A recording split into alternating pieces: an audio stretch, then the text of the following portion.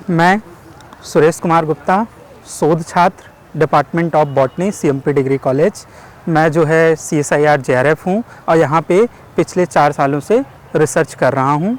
मैं सबसे पहले जो हमारे जूनियर्स हैं उनको ढेर सारी ब्लेसिंग्स दूंगा, जो हमारे सीनियर और गुरुजन हैं उनको प्रणाम करता हूं। तो आज मेन जो चर्चा का विषय है कि हमारे यहाँ PhD दी गई और PhD में जो सबसे बड़ी प्रॉब्लम आती है वो आती है फ़ंड की, कि एक बच्चा इस उम्र में फ़ंड कहाँ से जनरेट करे। और जो UGC नेट या CSIR नेट है, ये दोनों क्या करते हैं, रिसर्च वाले बच्चों को फेलोशिप देने का काम करते हैं। अगर UGC नेट की बात करिए तो मेनली आर्ट्स के स्टूडेंट को रिसर्च के लिए फेलोशिप ग्रांट प्रोवाइड करता है। और अगर आप बात करिए CSIR नेट की तो ये साइंस स्ट्रीम वाले बच्चों को क्या करता है, फेलोशिप प्रोवाइड करने का काम करता है। तो बेसिकली मैं लाइफ साइंस से JRF हूँ, तो लाइफ साइंस की बात करूँगा। अगर आप बात करिए लाइफ साइंस में नेट JRF एग्ज़ाम की, तो ये one of the toughest exam है CSIR का, जिसमें ढेर सारे सब्जेक्ट इंक्लूड हैं। और खासकर जो कोर जोलॉजी से है, कोर बॉटनी सब्जेक्ट्स है, उनको जो है नेट क्लियर करने में बड़ी प्रॉब्लम आती है। क्योंकि अगर आप सिलेबस देखेंगे तो वो सिलेबस 13 यूनिट में है। अगर आप प्रॉपर पढ़ेंगे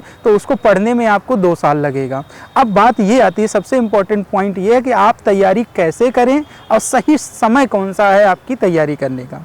तो जब जो CSIR की तैयारी स्टार्ट होती है वो एक्चुअल में आपके सेकंड सेमेस्टर से स्टार्ट होती है। क्योंकि फर्स्ट सेमेस्टर में आप लोअर जूलॉजी वाले पढ़ते हैं, बॉटनी वाले लोअर बॉटनी पढ़ते हैं। और फर्स्ट सेमेस्टर में आपको अपने शेड्यूल को मेंटेन करना और फर्स्ट सेमेस्टर पास करने में ही समय व्यतीत हो जाता है। और एक्चुअल में जो लोअर के पोर्सन है बहुत कम ही कवर किए जाते हैं लाइफ साइंस के एग्ज़ाम में। तो जो सेकेंड सेमेस्टर से स्टार्ट होता है एक्चुअल का प्रिपरेशन, अगर आप सेकेंड सेमेस्टर से उन चीज़ों को टारगेट करना स्टार्ट करते हैं जो CSIR नेट के सिलेबस में आता है, तो आप उसी टाइम से उसको क्लियर करते जाते हैं और एक समय ऐसा आता है जब आप उसमें एकदम प्रिसाइज हो जाते हैं।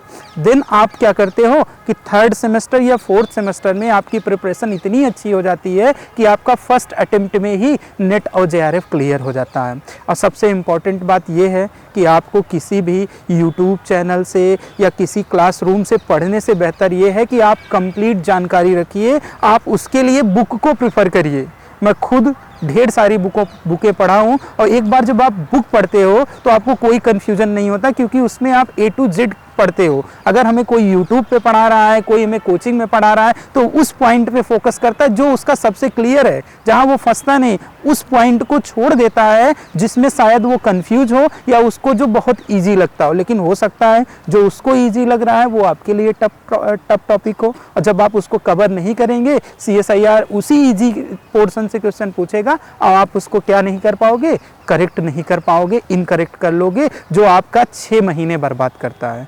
तो कोशिश ये करिए, अगर आपको लाइफ साइंस का प्रिपरेशन करना है तो उसके लिए जो बेस्ट बुक है उस बुक को चूज करिए और बुक को पढ़ने की आदत डालिए जो आपको कंप्लीट जानकारी दे। इनकम्प्लीट नॉलेज से कभी भी नेट JRF का एग्ज़ाम क्लियर नहीं होता। तो हम यही बात करेंगे कि आपको जो बढ़िया बुक है, और आप अगर देखेंगे तो 13 यूनिट है, तो 13 यूनिट आप टारगेट नहीं कर सकते, आपके पास इतना टाइम नहीं है। लेकिन अगर आप 6 से 7 यूनिट टारगेट कर लीजिए, अगर आप जूलॉजी वाले हैं तो उसके अकॉर्डिंग आप 6-7 यूनिट टारगेट करिए जो आपने MSc में पढ़ा है।